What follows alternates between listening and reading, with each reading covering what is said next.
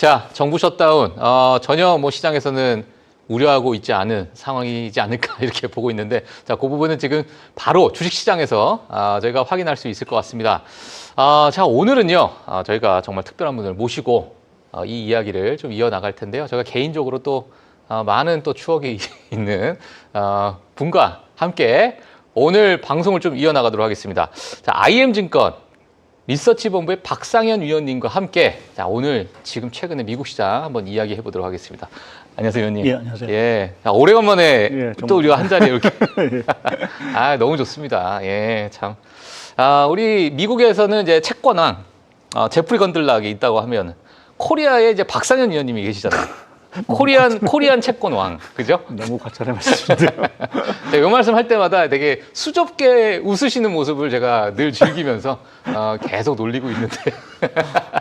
자, 알겠습니다. 자, 오늘 위원님과 오늘 이제 시장에 대해서 좀 이야기를 해봐야 될 것 같아요. 일단은 정부 셧다운.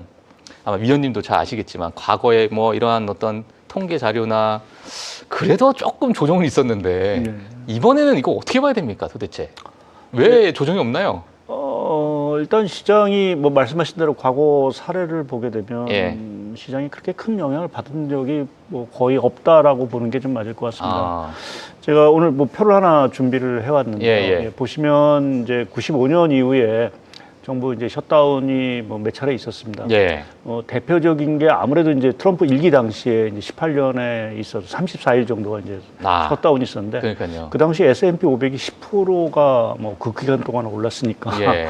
사실은 이제 영향이 없고, 뭐 보시면 알겠지만 셧다운으로 해서 주가가 하락한 경우가 95년 뭐 그것도 뭐 거의 약보합 정도니까 0.03%면 이거는 뭐 그냥 고압이라고 가만히 있었던 예, 거죠. 가만히 예. 있었던 뭐 그 중간 뭐 중간 사이에서 변동성이 있긴 하겠지만 예. 결과론적으로 봤을 때는 그렇게 큰 영향을 주지 않은 부분으로 좀 봐야 될 것 같고요. 예. 뭐 달러 지수 자체는 오히려 좀 하락을 한 상황들이고, 지금 최근에 좀 이슈가 되고 있는 이 10년물 국채 금리 같은 경우는 대부분의 경우가 이제 좀 하락을 했습니다. 아무래도 이제 뭐 셧다운이 되고 되면 이제 경기에 대해서 조금 이제 리스크는 있으니까 네네. 아마 시장이 그 부분에 대해서 좀 반영을 한 부분들로 좀 봐서 지금의 흐름, 그러니까 이러한 어떤 과거의 또 통계를 봤을 때 시장이 그렇게 뭐 셧다운에 대해서 우려를 하지 않는 부분들인 것 같습니다. 뭐 공교롭게 뭐 어저께 주식시장도 뭐 사상 최고치였지만 그동안 조금 이제 미 연준이 금리를 인하한 이후 이게 좀 뻣뻣했고 또 좀 약간 좀 오히려 좀 상승했던 미국의 10년물 국채 금리 자체도 뭐 지금 장중에도 뭐 지금 선물에서도 사실은 좀 아시아장에서 내려가고 있는 상황들이고요. 그래서 오히려 조금 이제 금리 자체도 좀 떨어진다라는 부분에서 증시 입장에서는 사실 좀 어떻게 보면 뭐 반갑다라고 하긴 좀 그렇지만 좀 이제 금리 자체가 조금 증시에 우호적으로 좀 작용하고 있는 부분으로 좀 봐야 될 것 같습니다. 그 10년물 국채 금리가 좀 떨어지고 있다는 얘기가 그 금리 인하를 뭐 반영하는 것도 좀 있죠, 지금 현재. 그게 가장 큰 이유인가요, 지금? 어떻게 보세요? 뭐 지금 뭐 최근에 뭐 하루 이틀 사실 떨어졌기 때문에 뭐 추세적이다라고 말씀드리기 좀 어렵지만 일단 어제 발표된 앞서 뭐 간단하게 브리핑을 해주셨지만 그 ADP 고용지표 자체가 뭐 예상 밖으로 좀 감소세를 좀 보였고요. 제가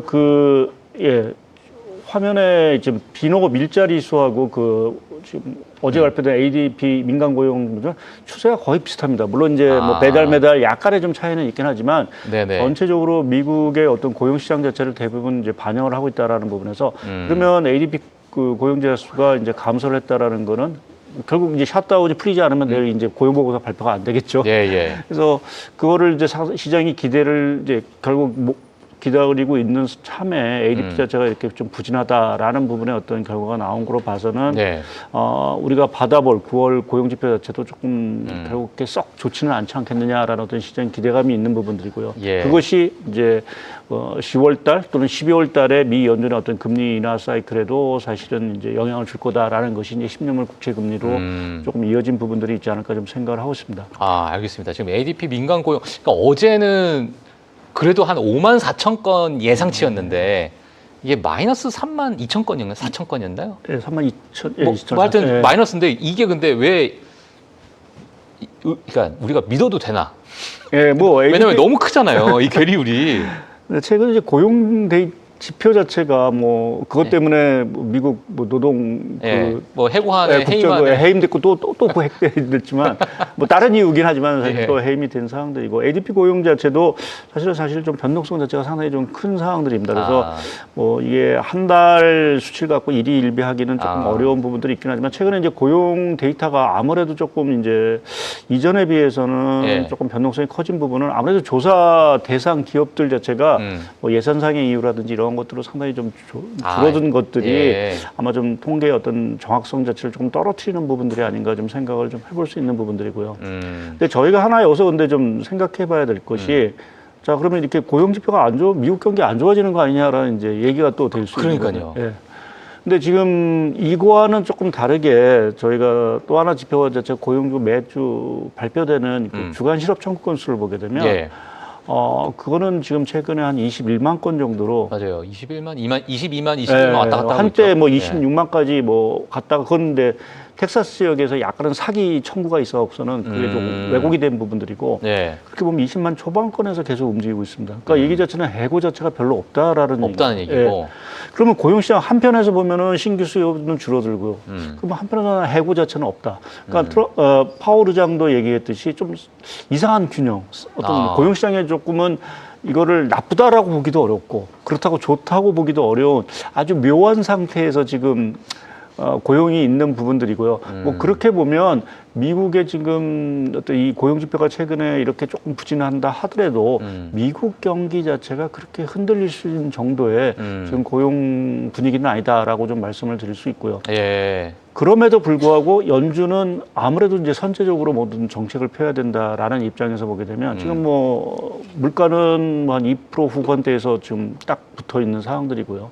성장은 뭐 예상보다 상당히 견조한 상황들이고 그러면 연준이 지금 신경을 써야 되는 거는 당연히 고용일 수밖에 없는 부분들이어서 우리가 이 고용 지표가 나올 때 연준의 어떤 금리 인하 가능성이 상당히 좀 커질 수 있다라는 어떤 심리로 사실은 좀 작용을 하고 있다라고 좀 보는 게 맞을 것 같습니다. 지금 위원님께서 보시기에는 연준도 이제 고용에 대해서 좀 걱정을 하고 있는데 인플레이션은 어떻게 보고 계세요? 그러니까 물론 지금 고용 때문에 지금 약간 관세에 대한 어쩌면 뭐 4분기 때 또는 내년 상반기 때 뭐 소비자들 정가가 되는 거 아니냐 뭐 이런 이야기들이 나오고 있고 많은 전문가분들은 오히려 우리 인플레이션에 대해서 뭐 걱정도 한번 해봐야 된다 얘기가 나오고 있는데 위원님께서는 뭐 그래도 노동 지표가 더 좀 앞서 있다. 좀 더 우리가 좀 신경 써 봐야 된다.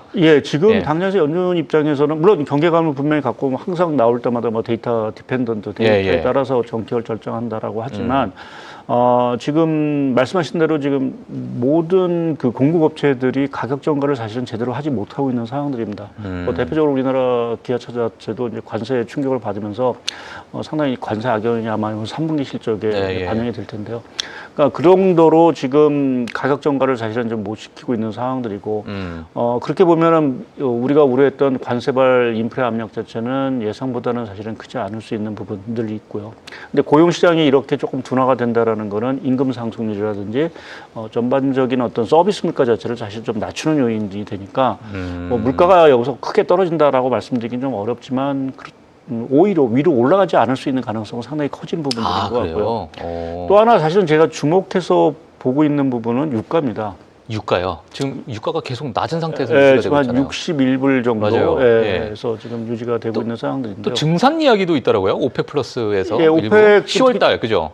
뭐 계속 증산을 좀 하고 있는 상황들. 특히 사우디 같은 경우가 아무래도 이제 미국에 이렇게 잠깐 시장 점유율을 이제 뺏기고 하다 보니까 아마 조금 이제 증산에 조금 공격적으로 좀 나서는 어떤 분위기인 것 같습니다. 그래서 제가 이제 유가를 말씀을 드리는 거는 아무래도 이제 그 유가가 미치는 여러 가지 제반 물가 압력 자체가 저희가 뭐 무시할 수는 없는 상황들이고요.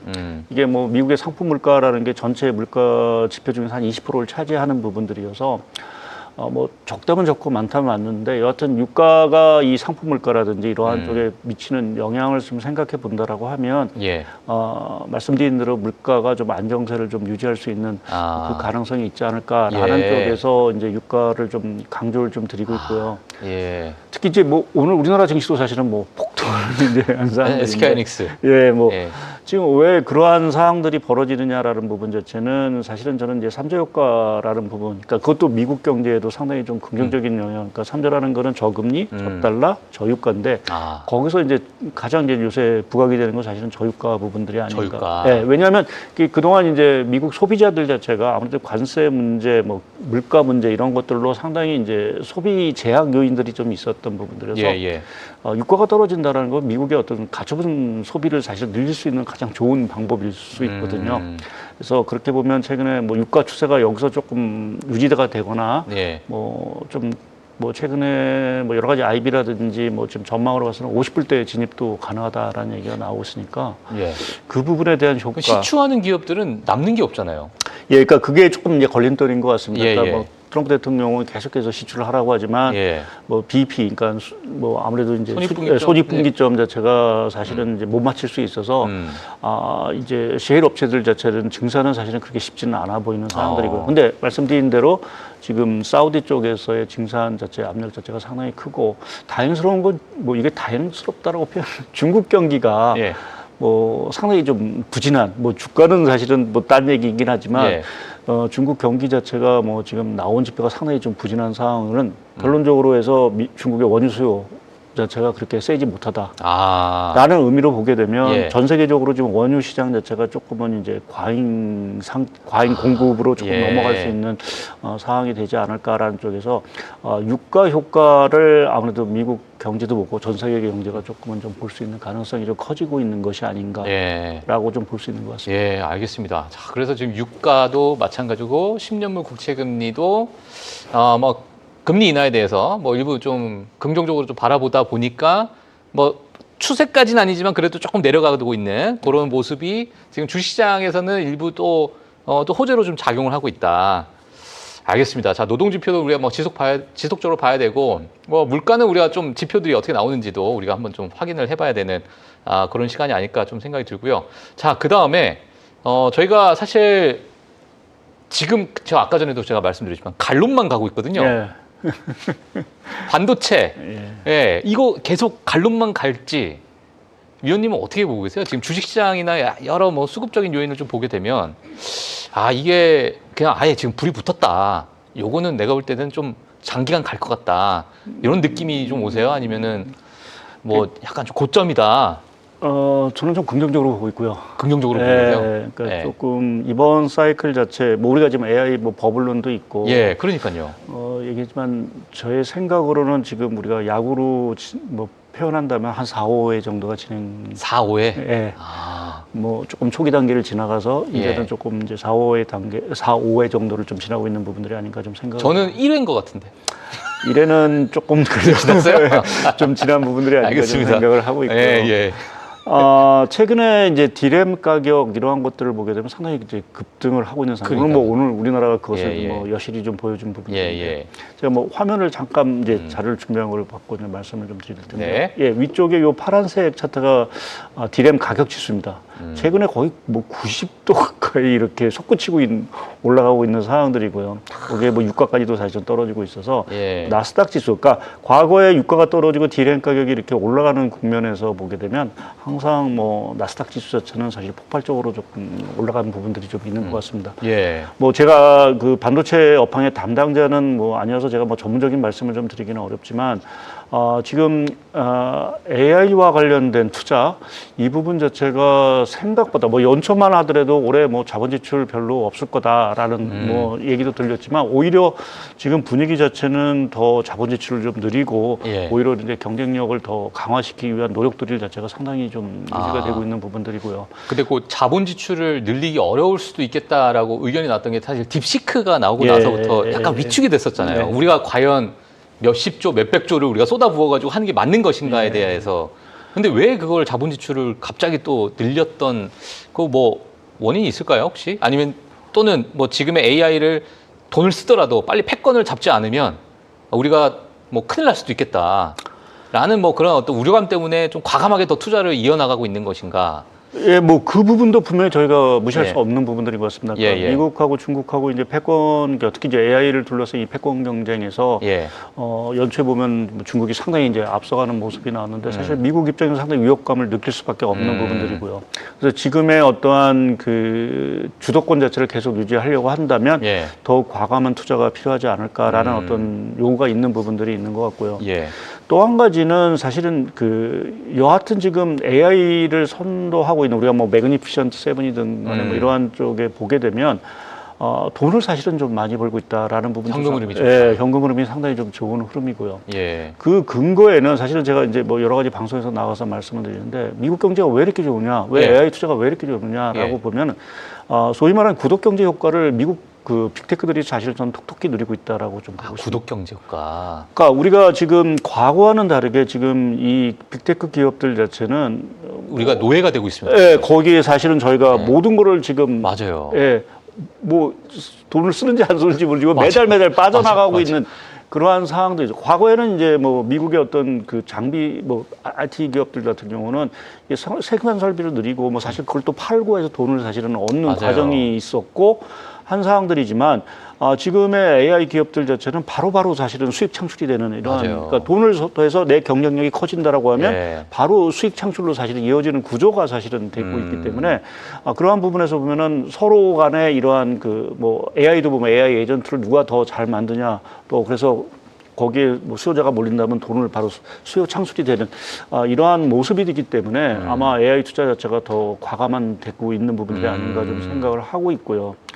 또 한 가지는 이제 AI와 관련돼서 사실은 뭐 말씀드린 미국 뭐 빅테크도 그렇지만 중국도 사실은 미국에 밀리지 않기 위해서 뭐 지금 다른 그 중국의 어떤 그 제반 상황은 다 안 좋은데 네. 좋은 건 다 지금 AI 쪽만 사실은 중국도 좋은 상황들입니다. 그러니까 휴머노이드도 마찬가지로 예, 최근에 휴머노이드 막 로봇도 영상들도 마찬가지. 보니까 뭐 예. 엄청나게 발전했더라고요. 또. 그러니까 지금 중국도 사실은 목숨을 걸고 어떤 명운을 걸고 사실은 좀 투자를 하고 있는 게 지금 AI 쪽이고 뭐 지금 예. 10월달 이번달이죠 뭐 좀 사중전회를 하면서 또 한번 AI 투자에 대한 어떤 강조 또 이러한 것 중장기 플랜을 사실은 좀 마련할 수 있는 부분들이어서 지금 미국 뭐 중국 또 우리나라도 사실은 뭐 150조 뭐 성장펀드 얘기를 하고 있는 건 다 대부분의 경우가 이제 AI 또 반도체 쪽에 투자이다 보니까 예.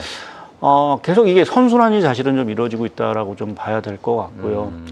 또 이제 관련 이제 인프라 투자들, 뭐 전력이라든지 뭐 당연히 부족할 수밖에 그렇죠. 없는 부분이니까 이러한 어떤 투자 사이클 자체가 상당 부분 이제 진행이 앞으로 더 될 수밖에 없는 그림이 사실은 전개가 되고 있는 것이 지금 말씀드린 대로 지금 한 4, 5회 정도가 진화가 되지 않나라는 좀 생각을 하고 있고요. 뭐 이거는 하나 뭐 비근한 얘기긴 하지만 저희가 그 챗GPT를 통해서 뭐 여러 가지 그 보급률이라 할까요? 이러한 것들이 생각보다 사실 좀 빨리 진행되고 있다라고 저는 좀 생각을 하고 있습니다. 그러니까 뭐 이런 예를 들어서 죄송하지만 저희 회사 같은 경우도 지금 각 그 회사 부서별로 네. AI 이제 그 뭐 다 쓸 수 있게 허용을 하고 하는 것들 자체가 과거 MS 오피스 만약에 보급률을 내듯이 이렇게 되고 있는 모습들 자체가 상당히 보급률 사이클 자체가 빠르게 진행이 되고 있다. 그러니까 한번 락인이 되면 또 계속 그 회사에서 쓸 수밖에 쓸 수밖에 없는 상황들이죠. 그래서 제일 중요한 게 뭐 우리가 전기차 같은 경우는 K점 얘기하는 거는 이제 보급률이 잘 가다가 딱 멈춰선 그렇죠. 문제지만 맞아요. 지금 AI 사이클 자체는 과거에 아이폰 뭐 보급률과 비슷하게 스마트폰 보급률 비슷하게 네. 가파르게 사실 진행되고 있다라는 것이 지금 어떤 시장에 있어서 뭐 가는 놈만 갈 수밖에 없는 그러한 구조를 계속해서 좀 만들지 않냐라는 쪽에 좀 생각을 좀 하고 있고요. 예. 제가 앞으로 이것이 더 좀 더 좋아질 수 있다라고 좀 보는 것이 뭐 앞으로 좀 또 관련해서 무슨 지표를 볼까 이렇게 고민을 하다가 네. 좀 가까운 데서 좀 찾아봤습니다. 제가 화면에서 이제 보여드릴 텐데요. 요 회색선은 지금 그 소위 말하는 매그니피션트 세븐 지수이고 이게 우리나라 반도체 수출입니다. 이거 약간 예, 한번 뭐 네, 결국 이 수혜 자체가 선행 지표가 뭘까라는 부분을 사실 고민을 했었고요. 그러면 이제 뭐 그동안 사실 우리나라 반도체가 뭐 대만에 밀려서 사실은 좀 수혜를 좀 덜 받고 하는 부분들이 분명히 있었지만 최근에 반도체 수출을 보게 되면 뭐 역대 최고치 어떤 월간 수출을 계속해서 지금 경신을 하고 있는 상황들이고요. 지금 분위기로 봐서는 지금 이 반도체 수출액 자체가 아까 말씀 디램 가격 상승이라든지 또 뭐 수량 자체 뭐 이런 것들이 계속 계속 늘어나면서 더 늘어날 것 같습니다. 그래서 만약 우리나라 이 반도체 수출 경기 자체가 계속해서 이게 개선이 되는 흐름, 뭐 좋아지는 흐름이 나온다라고 예. 하면 이 사이클 자체는 앞으로 좀 더 지속 가능성을 저희가 좀 신뢰할 수 있는 부분들이 좀 되지 않을까. 근데 이 사이클이 과거에 우리가 반도체 흔히 우리가 정말 교과서적으로 좀 배웠었던 예. 뭐 정말 수요가 몰려서 나중에는 재고가 좀 늘기 시작하면 그게 하나 꺾이는 하나의 뭐 시그널로 보기도 하고 여러 가지 어떤 반도체 사이클이 있잖아요. 예. 근데 지금에 있는 이 반도체 사이클을 뭔가 과거와는 좀 다른 어떤 양상이 있나요, 혹시? 지금 뭐 국내적으로 이 뭐 다른 양상을 찾기는 조금 어려운 아직까지는. 부분. 예. 예. 근데 이제 미국을 좀 저희가 이렇게 보게 되면 예. 90년대 닷컴 버블 자체가 이제 이렇게 꺾였을 때, 예. 그때 무슨 문제가 있었냐면 미국에 투자 과잉이 있었습니다. 워낙 90년대 이 설비 투자라든지 이런 것들을 쏟아부으면서 예. 전체적으로 이제 과잉 부담을 사실은 좀 안기 시작을 한 거죠. 뭐 중국도 마찬가지죠. 중국이 사실은 곤두박질 친 부분은 뭐 다 아시겠지만 부동산도 그쵸. 그렇고 이제 중국 장대 산업에 대해서 워낙 투자를 많이 해놔서 그것을 사실 소화를 못해서 사실은 이제 결국 버블이라는 부분을 맞게 됐는데 그러면 지금 미국의 지금 투자 이러한 그 AI와 관련된 뭐 소위 말하는 우리가 무형자산 투자라고 하죠. 그게 그러면 버블이냐? 상당히 과잉이 되냐? 아직까지는 과잉 신호가 별로 잡히가 않고 있습니다. 아직까지. 그러니까 뭐 제가 오늘 차트를 보여드리지 못하고 있지만 과거에 비해서 이렇게 GDP 대비 어떤 투자 비중이라든지 이런 것들을 보게 되면 아직은 과잉이라는 양호해요. 양호한 상황들이고 또 지금 갈수록 미국 뭐 전 세계 경제가 마찬가지지만 지금 디지털 경제 비중 자체가 더 높아지는 이러한 과정을 생각한다라고 하면 투자는 사실은 더 필요한 부분들이 아닌가라는 쪽에 좀 생각을 하고 있습니다. 뭐 아무래도 이게 뭐 또 한편에서 보면 사실 돈 먹는 하마 같기도 하고요. 사실은 이 AI 산업이라는 것이 뭐 저희가 어마어마한 사실은 뭐 데이터 센터도 필요하고 뭐 여러 가지 그 반도체도 필요한 부분들이어서 이게 또 이 데이터 처리량 자체를 생각한다라고 하면 아직도 좀 막대한 투자, 아까도 뭐 설명을 하셨지만 뭐 28년까지 뭐 자본 지출을 계속 늘릴 수밖에 없는 이러한 상황들 자체가 결국 이제 아직은 좀 과잉이라는 부분에서는 조금 좀 거리감이 있는 부분들로 좀 봐야 될 것 같습니다. 알겠습니다. 자, 그러면은 뭐 지금 어느 정도, 그러니까 투자에 대해서도 GDP 대비해서 너무나도 좀 괜찮은 모습이 좀 있고 아직까지 우리가 과잉이다라는 표현은 좀 그렇지만 시장, 이 주식 시장만 봤을 때, 고평가는 맞잖아요. 그러니까 이게 지금 뭐 제가 정말 이번 주는 이 얘기를 모든 저희 전문가분들께 다 제가 질문 드렸던 것 같아요. 왜냐하면 다 다양한 또 의견을 갖고 계시니까 저도 한번 듣고 싶기도 하고. 자, 지금 고평가돼 있는 거는 우리가 어떻게 해석을 해야 됩니까? 위원님은 어떻게 보고 계세요? 물론 이제 과거 잣대로 보게 되면 고평가죠. 근데 문제는 우리가 과거 잣대를 들이대는 게 맞냐라는 일단 하나의 생각이 좀 있고요. 또 한 가지는 이제 그린스폰 의장이 이제 96년 12월에 그때도 이제 워낙 주식시장이 많이 오르니까 과열이다. 비이성적 과열이다라는 얘기를 했습니다. 그렇지만 그 외에도 뭐 그 당시에 약간 조정을 받았다 하더라도 미국 주식시장 자체는 그 후에도 한 4년 정도를 계속해서 올랐습니다. 그러니까 왜 올랐느냐? 이때 미국 경제가 너무 좋았거든요. 지금처럼. 그러니까 97년에 뭐 우리 아시아 쪽은 전체적으로 외환 위기를 맞았지만 미국은 2000년까지 상당히 이제 투자 열기 뭐 이러한 것들 때문에 뭐 사실상 보면은 그때 미국 경제는 뭐 역사상으로 뭐 가장 좋았던 90년대가 아닌가라는 정도로 상당히 이제 고성장을 했는데 지금도 뭐 미국 성장률을 보게 되면 뭐 1분기는 사실은 좀 안 좋긴 했지만 2분기, 3분기 여전히 좋은 상황들이고 내년에도 뭐 성장률이 뭐 그렇게 급격하게 둔화가 되지는 않고 1% 뭐 2% 내외 정도에서 움직일 수 있다라고 하면 여전히 좀 미국의 성장에 대한 기대감이 사실은 좀 강화될 수 있는 부분들이 있고요. 또 한 가지 이거 고평가와 관련돼서 제가 뭐 하나 요새 제가 기사를 보다가 딱 눈에 들어와서 이거를 갖고 왔는데 금융 허무주의. 금융 허무주의? 이거 위원님 말씀 아니시죠? 아닙니다. 기사에 제가 만든 정도의 그런 능력은 안 되고요. 이게 뭐냐면은 이제 그 소위 말하는 20대, 30대 우리가 뭐 Z세대라고 얘기하는 이 세대들 자체가 조금 부정적으로 얘기하면은 사실은 이런 부를 충족하는 데 있어서 약간은 좀 투기적인 부분, 뭐 포모라고 얘기할 수도 있고. 저는요, 그게 가장 문제가 될 거라고 봅니다. 이게 어렸을 때의 그 습관이 나이 들어서 가거든요. 비트코인, 그러니까 내가 이제 대학생이 됐어요. 비트코인이 막 급등하는데 그냥 뭐 50만 원 넣으니까 갑자기 100만 원이 돼 있고 뭐 200만 원 넣으니까 뭐 400만 원이 돼 있고 이러한 세대를 살던 친구들이 지금의 이 주식시장도 보면 야, 이거를 정말 지금 말씀하신 게 저는 너무 와닿아서. 예, 그래서 그러한 의미로 보게 되면 약간은 좀 투기적인 거고 또 이제 좀 부정적으로 해석할 수 있는 부분들이 있지만 이러한 신세대들의 어떤 성향이라는 것이 뭐 특히 이제 경제 패러다임이 변화되는 상황에서 우리가 과거에 봤던 여러 가지 지표들, 뭐 재무 건성 지표라든지 뭐 밸류에이션이라든지 이러한 것들이 사실 좀 안 통할 수 있는.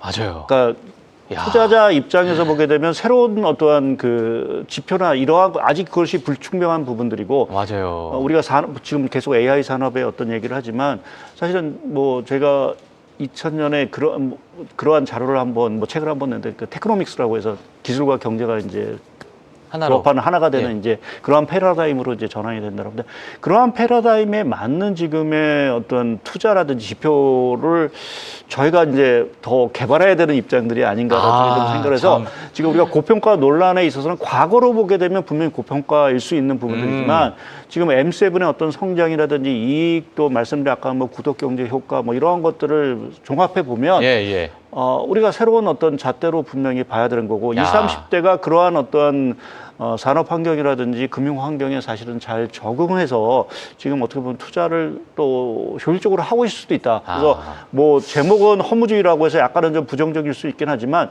이 금융 허무주의라는 건 또 긍정적으로 보게 되면 새로운 경제 금융 패러다임 전환에 새로운 어떠한 그 신세대들의 어떤 투자의 어떤 방향성 뭐 이러한 것들을 사실은 좀 보여주지 않는가라는 측면에서 보게 되면 좀 고평가 논란을 조금 저희가 다른 부분에서 조금 봐야 되는 부분들이 있지 않을까 좀 생각을 하고 있습니다. 저는 정말 너무나도 정말 200% 제가 공감을 하는 부분이고 저도 그런 생각을 좀 많이 하는 게 코로나 이후로 뭔가 저는 데이터적으로 물론 위원님께서 더 많은 기간 동안에 오랫동안 보셔서 더 아시겠지만은 뭔가 코로나 이후로는 과거에 있는 데이터와 지금의 현재 상황이 안 맞는 경우가 상당히 빈도차가 되게 많아졌고 그리고 이제 비트코인 암호화폐의 어떤 상승률이나 이런 것들이 좀 지나고 나서는 주식시장도 과거에는 3% 4%에 정말 열광을 했는데 이제는 한 10% 가야 뭐 좀 올랐네 라고 생각을 하는 그런 시장이 좀 돼버리니까 이게 지금 과거에는 지표가 좀 깨지면 어떡하지? 라는 우려 때문에 뭐 매도세가 좀 나왔다면 지금은